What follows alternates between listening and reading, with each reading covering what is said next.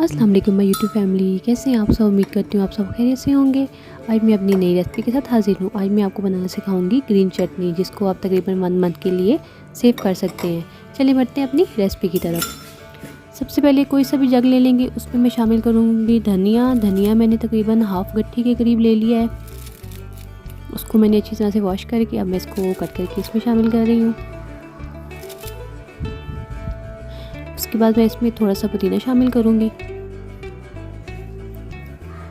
3 अदद इसमें जाएंगी हरी मिर्चें। अगर हरी मिर्चें बहुत ज़्यादा तेज़ है तो आपने कोशिश करनी है कि 2 हरी मिर्चें इसमें शामिल करनी है।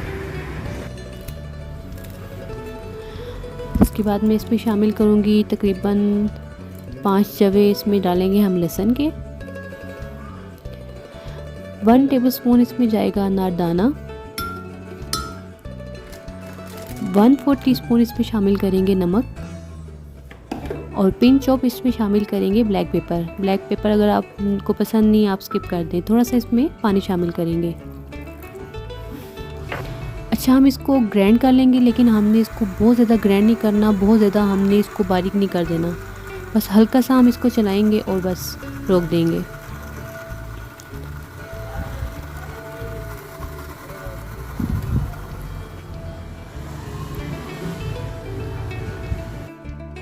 अब आपने क्या करना है, 3 अदर आपने टमाटर ले लेनी है। आपने इसको क्या करना है, गर्म पानी में डाल देना है और इसमें अच्छी तरह से एक उबाल आने देंगे और उसके बाद इसको निकाल लेंगे ताकि जो इसके छिलके अच्छी तरह से रिमूव हो जाए। छिलके मैंने रिमूव कर लिए थे, इसको मैं अब अच्छी तरह से मैश कर लूँगी।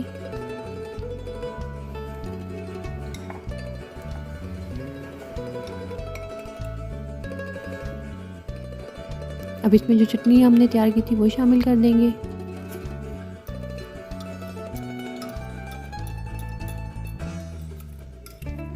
और इसको अच्छी तरह से मिक्स कर लेंगे।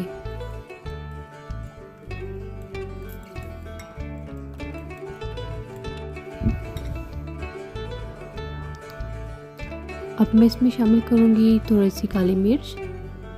अगेन आपको पसंद नहीं है तो आप इसको स्किप कर दें। और इसमें मैं थोड़ा सा नमक शामिल करूँगी।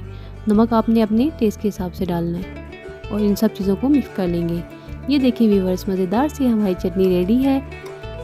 आप इसको चपाती के साथ यूज़ कर सकते हैं और तकरीबन 1 मंथ के लिए आप इसको किसी भी एयर टाइट जार में सेव कर सकते हैं। और इसको आपने फ्रीज़र में नहीं रखना, आपने फ्रिज में रखना है।